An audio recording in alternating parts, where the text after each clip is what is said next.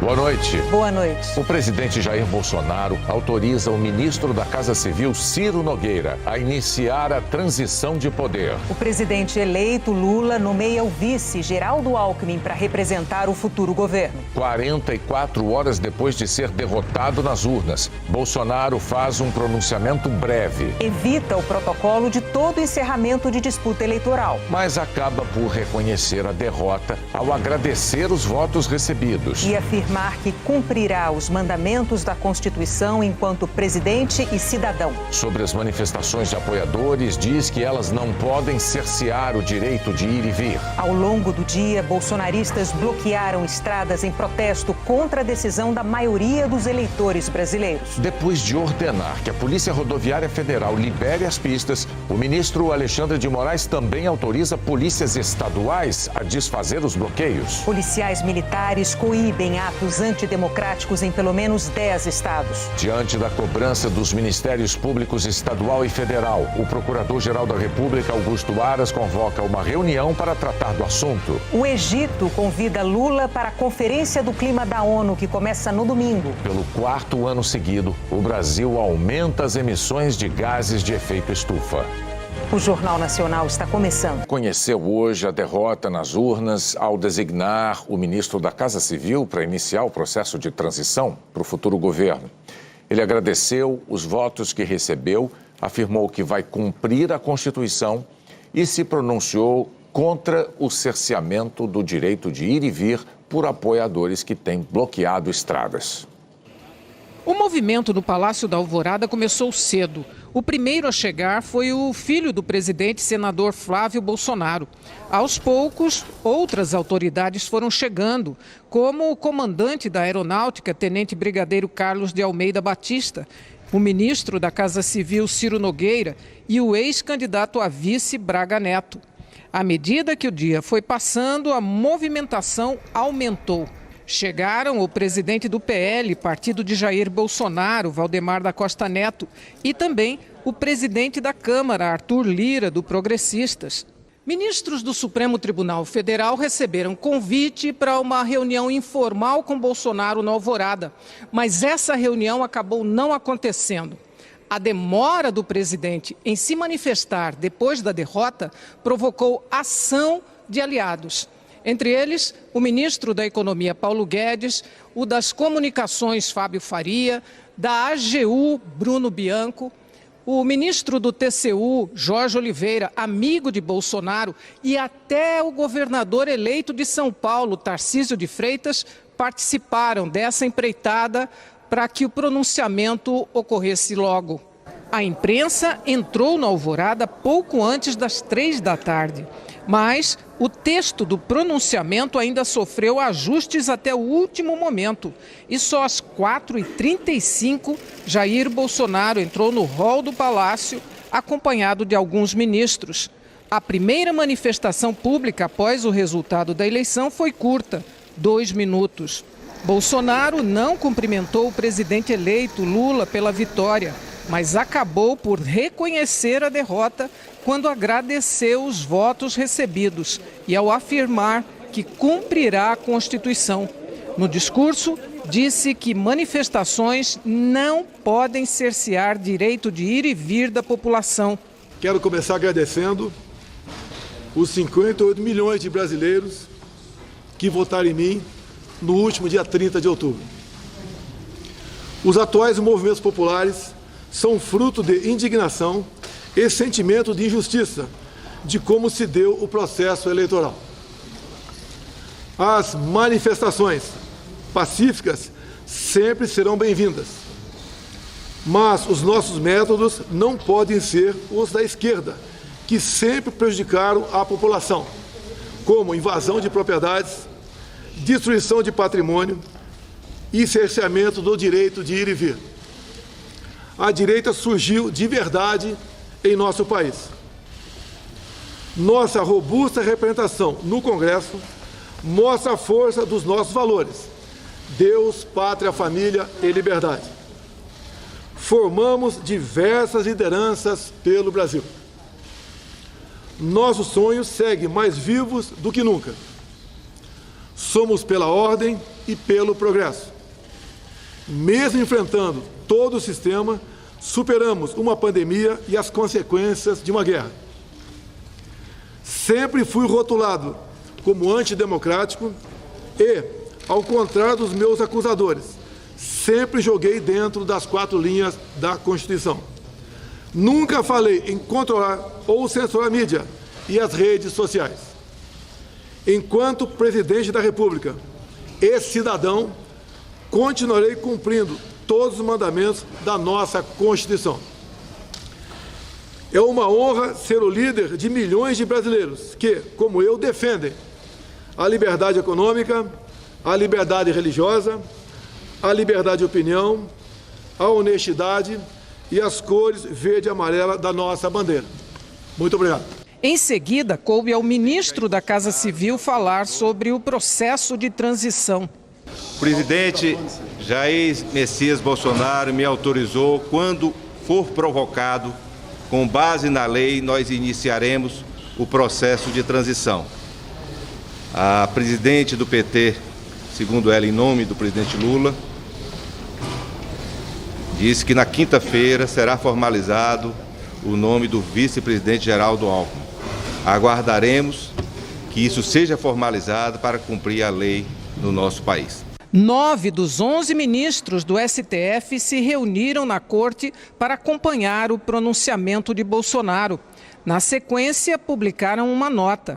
O Supremo Tribunal Federal consigna a importância do pronunciamento do presidente da República em garantir o direito de ir e vir em relação aos bloqueios e, ao determinar o início da transição, reconhecer o resultado final das eleições. Logo depois, convidado pela presidente do STF, Rosa Weber, Bolsonaro chegou para uma reunião na corte. O ministro da Economia, Paulo Guedes, também foi convidado. Bolsonaro, Guedes e ministros do Supremo conversaram por 1 hora. Ao sair da reunião, o ministro Edson Fachin fez um breve relato da conversa com o presidente. O presidente da República utilizou o verbo acabar no passado. Ele disse acabou. Portanto, olhar para frente. Depois da reunião com o presidente Bolsonaro, o Supremo Tribunal Federal divulgou mais uma nota em que reitera o teor da nota anterior. A Corte registrou a importância do reconhecimento pelo presidente da República do resultado final das eleições com a determinação do início do processo de transição. A nota do STF também ressalta o fato de Bolsonaro ter enfatizado a garantia do direito de ir e vir em referência aos bloqueios de rodovias. Segundo o STF, foi uma visita institucional em ambiente cordial e respeitoso, em que todos destacaram a importância da paz e da harmonia para o bem do Brasil. Pelo lado do futuro governo, a escolha do vice-presidente eleito Geraldo Alckmin para comandar a transição foi anunciada hoje cedo em São Paulo, depois de uma reunião com Lula.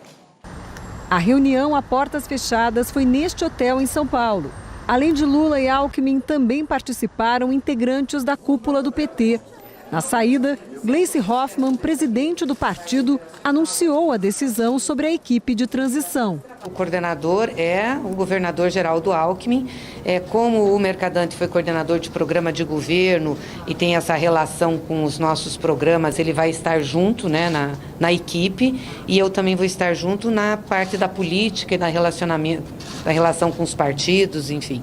E nós vamos ter a participação, quero deixar claro isso, nessa comissão, de todos os partidos que tiveram conosco nessa caminhada. A presidente do PT disse que conversou com o ministro-chefe da Casa Civil, Ciro Nogueira, e que o governo já disponibilizou o prédio do Centro Cultural do Banco do Brasil, em Brasília, para sediar a transição. Segundo Gleice, a prioridade será se debruçar sobre o orçamento da União para viabilizar as promessas de campanha. Nós queremos que o Auxílio Brasil seja de R$600, nós queremos que tenha reajuste do salário, essas questões nós vamos discutir. Mas mais do que isso, nós também queremos ver como é que está a situação fiscal, porque a gente tem poucas informações sobre isso. Então a ideia é ter o quadro geral para saber e depois fazer as propostas. Gleice disse também que Lula já confirmou a participação na Conferência da ONU sobre Mudanças Climáticas, a COP27, que começa no próximo domingo no Egito. O convite veio de governadores de estados do consórcio da Amazônia Legal e do próprio presidente do Egito. Ontem, Abdel Fattah al-Sisi enviou um telegrama parabenizando Lula pela vitória. Na mensagem, o chefe de Estado convida Lula para participar da COP27 e diz estar confiante de que o Brasil é capaz de desempenhar um papel positivo e construtivo durante esta tão esperada cúpula, para avançar na ação climática em nível internacional. Após a reunião, Lula não deu entrevista e viajou para a Bahia com a mulher Janja para descansar. Em Brasília, o Tribunal de Contas da União aprovou regras para o processo de fiscalização da transição do governo. O relator, o ministro Antônio Anastasia, disse que é mais uma forma de garantir transparência entre o governo atual e o governo eleito. O tribunal vai estimular que haja uma colaboração mais plena entre os dois lados. E acredito que nós teremos, de fato, um processo muito avançado e muito civilizado e que vai se aperfeiçoando ao longo do tempo. A missão de observação das eleições da Organização dos Estados Americanos divulgou hoje um relatório preliminar sobre o segundo turno. O documento afirma que a urna eletrônica, mais uma vez, comprovou sua eficácia com resultados rápidos, divulgados sem contratempos. O grupo tem 111 observadores. Quando o presidente Bolsonaro finalmente se manifestou sobre os bloqueios de estradas, esses atos já haviam afetado a terça-feira de milhões de brasileiros, grande parte deles em São Paulo. Um vídeo postado em redes sociais mostra um agente da Polícia Rodoviária Federal cortando uma grade de proteção na rodovia que dá acesso ao Aeroporto Internacional de São Paulo, em Guarulhos, o que teria facilitado o bloqueio total da pista pelos manifestantes na noite de ontem. Hoje, o inspetor Fernando Miranda, superintendente da Polícia Rodoviária Federal em São Paulo, disse que a ação foi para permitir a passagem de uma viatura.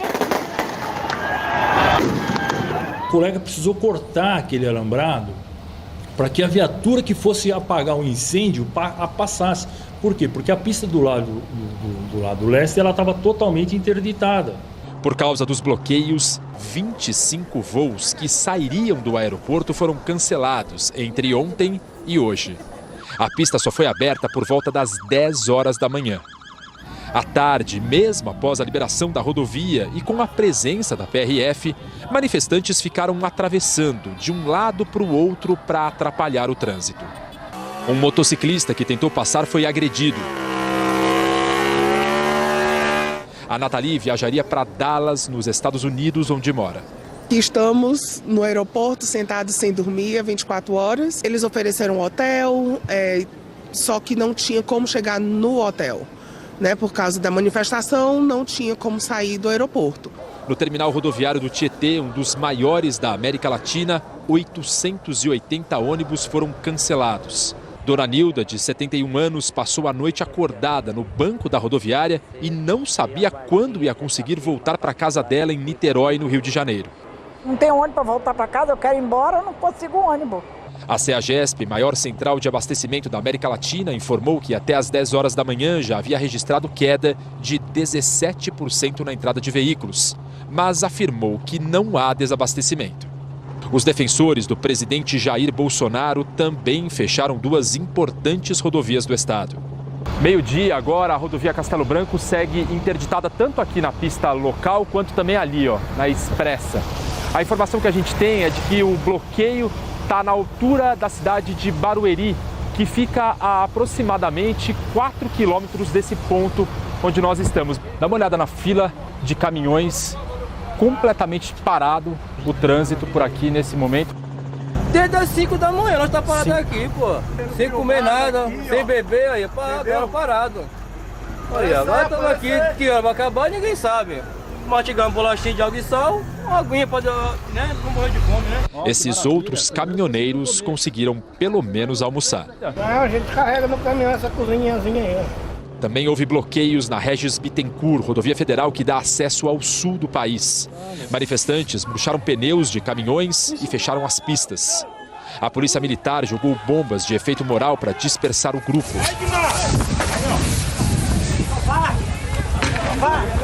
O sentido Paraná foi liberado às 2h30 da tarde. A pista que leva para São Paulo só foi desbloqueada às 4 da tarde. Já a rodovia Castelo Branco continuou interditada.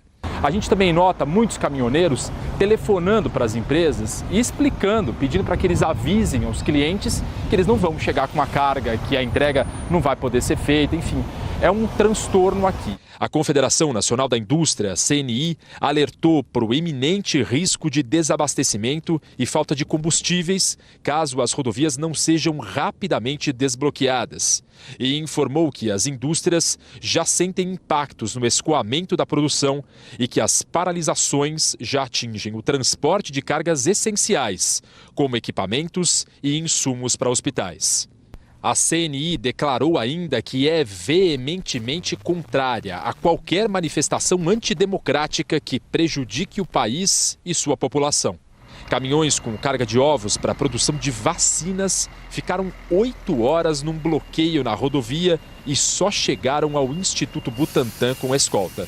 O vice-presidente da Associação Brasileira de Supermercados diz que já há falta de produtos. As regiões mais afetadas Santa Catarina, Mato Grosso do Sul, Minas Gerais, Pará, Rio de Janeiro, cerca de 70% dos supermercados já estão com problemas de falta de abastecimento ou começou a ocorrer desabastecimento em alguns tipos de produto. São exatamente nas categorias de fruta, legumes e verduras. Na rodovia Castelo Branco, a tropa de choque da PM se posicionou a cerca de 200 metros de um dos pontos de bloqueio na cidade de Barueri, na região metropolitana. Ficou durante 5 horas e saiu sem intervir na manifestação. Essa é a única faixa liberada pelos manifestantes em que a gente pode circular livremente. Aqui, ó, um caminhão atravessado e, ó, um pedaço de árvore que eles usaram para obstruir a via.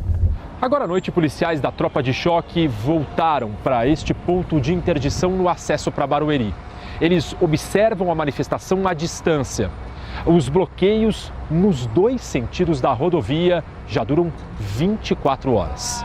Na BR-381, em Betim, Minas Gerais, manifestantes colocaram fogo em pneus. Houve congestionamento e lentidão no trânsito.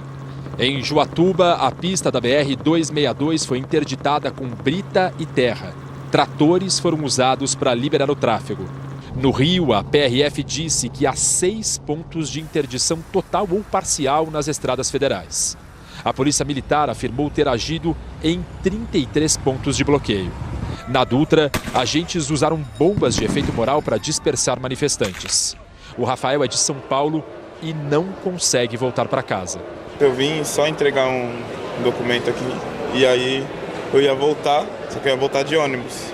E aí acabou que não tem passagem para voltar, né? Governadores de ao menos 17 estados e do Distrito Federal recorreram à Polícia Militar para liberar as estradas. A medida foi autorizada pelo Supremo Tribunal Federal. Agora à noite, a Polícia Rodoviária Federal afirmou que o número de bloqueios está diminuindo.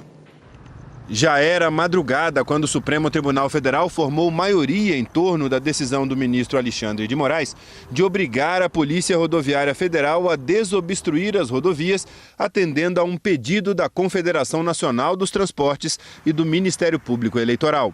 O ministro afirmou que o quadro fático revela com nitidez um cenário em que o abuso e o desvirtuamento ilícito e criminoso no exercício do direito constitucional de reunião vem acarretando efeito desproporcional e intolerável sobre todo o restante da sociedade, que depende do pleno funcionamento das cadeias de distribuição de produtos e serviços para a manutenção dos aspectos mais essenciais e básicos da vida social. Moraes estabeleceu multa pessoal de R$100 mil por hora para o diretor-geral da PRF, Silvinei Vasquez, e para os caminhoneiros, se a ordem for descumprida. E até, se for o caso, o afastamento do diretor-geral da PRF e a prisão em flagrante por crime de desobediência. No fim da noite de ontem, o número de pontos parcial ou totalmente bloqueados nas rodovias brasileiras já passava de 420, segundo dados da própria PRF. As manifestações contra o resultado das urnas podem levar a consequências graves. Ontem à noite, o empresário Osmar Alceu Ixoque morreu quando o caminhão que dirigia bateu na traseira de uma carreta que estava parada por causa de um bloqueio na BR-364 em Vargem Grande, Mato Grosso. E somente no fim da noite, depois da decisão do ministro Alexandre de Moraes, que o diretor-geral da PRF encaminhou um ofício às superintendentes da corporação, dizendo que eles deveriam adotar todos os meios necessários e suficientes para viabilizar a completa desobstrução dos trechos das rodovias federais que estejam obstruídos pelos manifestantes. Mesmo assim, o número de bloqueios continuou alto. Na BR-101, em Joinville, passageiros ficaram presos em ônibus. 39 ônibus e centenas de pessoas que já estão sem dinheiro para comer, estamos sem condições de banho, porque só tem um chuveiro aqui no posto para os caminhoneiros, então não está dando para tomar banho. Dormir está praticamente impossível. A Associação Brasileira dos Centros de Diálise alertou que, por causa dos bloqueios, em algumas clínicas os estoques para o tratamento de doentes renais já começam a ficar em estágio crítico e que pacientes também estão com dificuldades para chegar às clínicas. Diante desse cenário, hoje de manhã, o ministro Alexandre de Moraes assinou outro despacho. Reforçou que as polícias militares dos estados podem atuar para desobstruírem, inclusive, as estradas federais. Moraes estabeleceu ainda que os responsáveis podem ser presos por atos antidemocráticos. Os fatos trazidos ao conhecimento da Corte afetam não apenas a regularidade do trânsito nas rodovias, mas principalmente a segurança pública em todo o território nacional.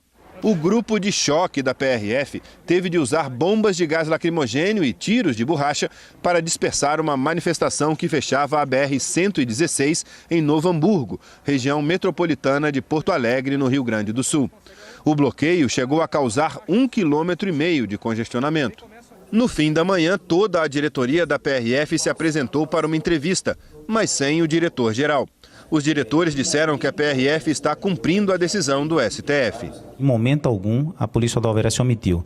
Determinação do senhor ministro da Justiça, determinação do nosso diretor-geral, certo, para atuar desde o primeiro instante. Então, essa foi a orientação e foi isso que a gente se preparou e é isso que nós estamos executando. E no fim da tarde de hoje, a Polícia Rodoviária Federal disse ao Supremo que precisa de ajuda da Força Nacional para desbloquear as rodovias, porque o efetivo da PRF não seria suficiente. Aqui em Brasília, a esplanada dos ministérios foi fechada pouco antes do Congresso por precaução.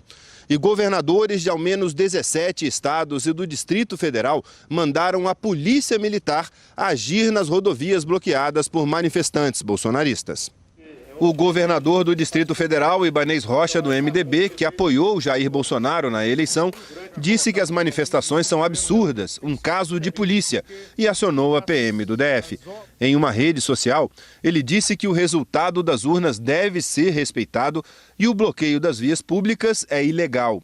O governador de São Paulo, Rodrigo Garcia, do PSDB, que também apoiou Bolsonaro nas eleições, determinou a ação da PM. E a partir de agora, nós vamos aplicar aquilo que determina a decisão judicial, iniciando com multas de R$100 mil por hora para cada veículo que esteja contribuindo com essa obstrução. A partir também daí, fichando e eventualmente prendendo aqueles manifestantes que, porventura, resistirem a desobstruir as vias e, se necessário, o emprego de uso de força. As eleições acabaram, nós vivemos num país democrático, São Paulo respeita o resultado das urnas e nenhuma manifestação vai fazer com que a democracia do Brasil retroceda. O governador de Minas Gerais, Romeu Zema, do Novo, que também apoiou o Bolsonaro, mandou que a polícia tome as medidas necessárias para desobstruir as rodovias interditadas. Já solicitei às nossas forças de segurança que tomem as medidas necessárias para desobstruir qualquer via ou estrada que esteja interditada por manifestações. A eleição já acabou e agora nós temos de assegurar o direito de todos de ir e vir e também que as mercadorias cheguem onde precisa, para não haver desabastecimento. Vamos cumprir a lei. O governador do Rio de Janeiro, Cláudio Castro, do PL, mesmo partido do presidente, disse à TV Globo que deu ordem para o batalhão de choque liberar as estradas e declarou que é preciso respeitar o resultado das urnas. Quem foi vitorioso precisa ter a tranquilidade de reunir forças e trabalhar pelo Brasil. O prefeito do Rio de Janeiro, Eduardo Paes, do PSD, acionou a Guarda Municipal para dispersar bloqueios. Direito de se manifestar a sua opinião política, a sua alegria ou a sua tristeza por uma vitória ou por uma derrota, isso aí está garantido, todos nós podemos fazer isso. O que não dá para fazer é parar a cidade para protestar contra nada, protestar contra uma vitória reconhecida pela justiça, reconhecida por todas as autoridades mundiais, reconhecidas pela democracia brasileira. Então nós não vamos prejudicar trabalhadores. Em nota, o governador do Paraná, Ratinho Júnior, do PSD, aliado de Bolsonaro, disse que o direito de livre circulação no território nacional é uma garantia do povo brasileiro e que é momento de pacificar o Brasil. No Ministério Público Federal, mais de 180 procuradores cobraram do Procurador-Geral da República, Augusto Aras, a abertura de uma investigação sobre a atuação de representantes do governo e autoridades com foro privilegiado nesse movimento de obstrução das rodovias do país. Em um vídeo divulgado hoje, Augusto Aras disse que o Ministério Público Federal tem feito todos os esforços para ajudar a resolver a situação. No sentido de buscar decisões judiciais em todo o Brasil e também no Tribunal Superior, para que as rodovias sejam liberadas, preservando-se o abastecimento, a ordem econômica e a liberdade de ir e de vir de todos os brasileiros e brasileiras. A Polícia Rodoviária Federal divulgou o balanço das interrupções nas estradas ao longo do dia. Às 9 da manhã, a PRF informava que havia 228 pontos de interdição ou bloqueio. Às 6h35 da noite, o número caía para 213 pontos. A Polícia Militar de São Paulo prendeu 3 pessoas. Em todo o estado, a Polícia Rodoviária Estadual e a PM aplicaram 56 multas a partir de R$100 mil. A Secretaria de Segurança Pública do Estado informou que liberou totalmente 84 rodovias e mais de 100 parcialmente. O ministro da Infraestrutura, Marcelo Sampaio, pediu aos bolsonaristas que permitam a circulação de medicamentos, combustíveis, bens e insumos. O ministro afirmou que é preciso evitar prejuízos ao país e que o governo tem empreendido todos os esforços para que as vias sejam liberadas. Que desde a noite de domingo, mais de 300 pontos de interdição foram liberados. Que o Ministério trabalha para a retomada da livre circulação de pessoas e veículos o quanto antes e que, além de assegurar o direito de ir e vir da população, é fundamental manter o funcionamento de serviços essenciais e o transporte rodoviário de cargas para evitar o desabastecimento no país. A seguir, você vai ver, o IBGE divulga um novo calendário para o término da coleta de dados do censo. O IBGE informou hoje que 66% dos brasileiros foram recenseados e prorrogou o prazo de coleta de dados de novo. É com o esforço de brasileiros como João Antônio que a gente vai conhecer o novo retrato do Brasil. Opa, boa tarde, Severino. Mesmo debaixo de chuva, ele não falha. Eu tento de tudo, todas as formas. Prezar pela qualidade do dado é o melhor que eu posso fazer na posição que eu me encontro. Mas o caminho do João nem sempre é fácil.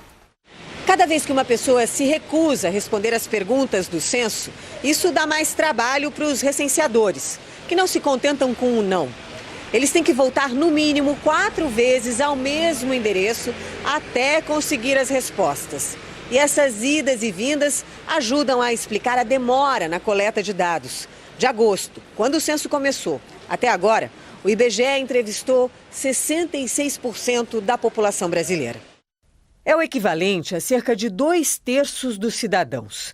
136 milhões de pessoas já responderam às entrevistas. No último censo, de 2010, nesse mesmo período de coleta, praticamente toda a população já tinha sido recenseada. A falta de recenseadores é um outro problema. Só metade das vagas foi preenchida.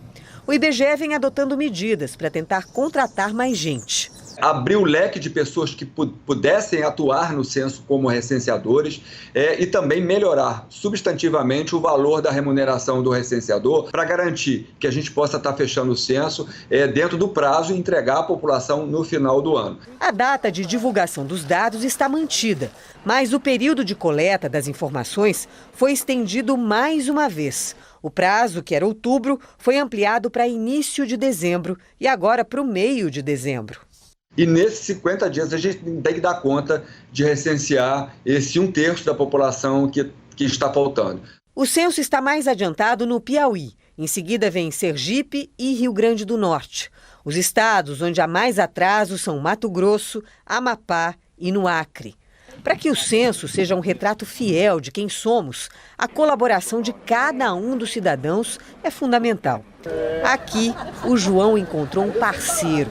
O seu Oscar, porteiro, ajudou bastante. O que a gente pôde fazer por ele, a gente fez. Ele convenceu a moradora a responder as perguntas pelo interfone mesmo. É tão rápido, tão simples, objetivo e contribui muito para o desenvolvimento do país. É assim, com parceria e consciência da importância dessas informações, que a gente vai saber exatamente quem, quantos e como somos hoje. Nesse prédio, onde as portas estavam sempre abertas para o censo, a missão foi cumprida. O Banco Central subiu a previsão para a inflação do ano que vem para 4,8%, portanto, acima da meta de 4,75%. A informação está na ata da última reunião do Copom, que ocorreu na semana passada. Nesta terça-feira, Israel realizou a 5ª eleição geral em menos de 4 anos. Os primeiros resultados da boca de urna dão vitória a um velho conhecido da política israelense, Benjamin Netanyahu. É o governante que mais tempo comandou o país. Ele foi chefe de governo primeiro entre 1996 e 1999 e depois de 2009 até o ano passado. Em 2019, Netanyahu foi acusado de corrupção, fraude e quebra de confiança. Ele está sendo julgado, mas nega tudo. Desde então, Israel começou a se embolar numa instabilidade política. Netanyahu saiu do cargo no ano passado, quando o político de centro, Yair Lapid, conseguiu formar uma coalizão plural, até com partidos árabes, mas que acabou desmoronando. Com a saída de um deputado, a coalizão perdeu maioria, levando a mais uma dissolução do parlamento. Lapid é primeiro-ministro interino e hoje o principal adversário de Netanyahu, que deu alguns passos à direita. A candidatura do ex-primeiro-ministro ganhou força com a ascensão do ultranacionalista Itamar Ben-Gvir, um supremacista judeu declarado, que defende a expulsão de árabes de Israel. Se Netanyahu ganhar, pode liderar o governo conservador mais radical da história do país. Depois da contagem dos votos dessa terça-feira, os partidos vão ter quase 3 meses para negociar a formação de um novo governo.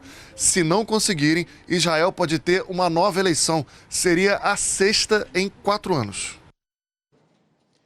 Numa reunião com o presidente da Ucrânia, a representante da União Europeia para Assuntos de Energia disse que o bloco está em busca de parceiros para ajudar o país. A prefeitura de Kiev conseguiu restaurar o fornecimento de água e eletricidade interrompido por bombardeios russos. O Ministério da Defesa da Rússia informou que 87 mil pessoas convocadas para a guerra em setembro já estão na Ucrânia. A seguir, emissões de gases do efeito estufa têm o maior aumento em quase 2 décadas no Brasil. A técnica Pia Sundhage convocou hoje a seleção brasileira feminina de futebol, que vai disputar 2 amistosos contra o Canadá nos dias 11 e 15 de novembro. Das 23 jogadoras, 13 atuam em clubes brasileiros. Os amistosos vão servir de preparação para a Copa do Mundo do ano que vem. No ano passado, as emissões de gases do efeito estufa no Brasil tiveram o maior aumento em quase 2 décadas. As emissões de gases estufa cresceram de forma surpreendente e registraram a maior alta dos últimos 19 anos. O ritmo é crescente. Foi o quarto aumento seguido, impulsionado principalmente pelo avanço do desmatamento. E é um crescimento bem expressivo num momento em que o Brasil está patinando na economia, né? Então é um crescimento de emissões que não se reflete em um benefício, digamos, né, socioeconômico para o país. A gente pode fazer todo o esforço possível nos outros setores. Se a gente não derrubar o desmatamento, a gente não consegue cumprir as metas do Acordo de Paris. E pior, né, o Brasil sendo um grande emissor, a gente pode estar contribuindo para os impactos que nós mesmos estamos já sofrendo. Os dados coletados pelo Observatório do Clima no ano passado revelam que a destruição da floresta amazônica e de outros biomas, como o Cerrado e a Mata Atlântica, responderam por quase metade das emissões. Isso equivale ao que um país industrializado como o Japão polui em um ano. A agropecuária, puxada pelo crescimento do número de bois no pasto, aparece em segundo lugar com 25% das emissões. Indústria e o setor de energia também registraram aumentos expressivos. A maior estiagem dos últimos 90 anos secou os reservatórios no ano passado e levou o Brasil a consumir energia mais poluente. Ao ligar as termoelétricas e queimar mais combustíveis fósseis, as emissões desse setor da economia foram as maiores dos últimos 50 anos. O Brasil aparece em quinto lugar no ranking dos maiores emissores de gases estufa do planeta.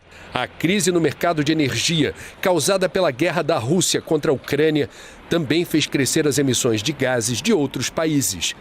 Os números divulgados hoje serão apresentados na Conferência do Clima das Nações Unidas, que começa no próximo domingo, no Egito. Nós não estamos conseguindo cumprir os compromissos que nós nos propusemos, né? Nós estamos nos distanciando da meta do Acordo de Paris, mas com um sinal de que esse cenário pode mudar nos próximos anos. Acho que é assim que o Brasil chega.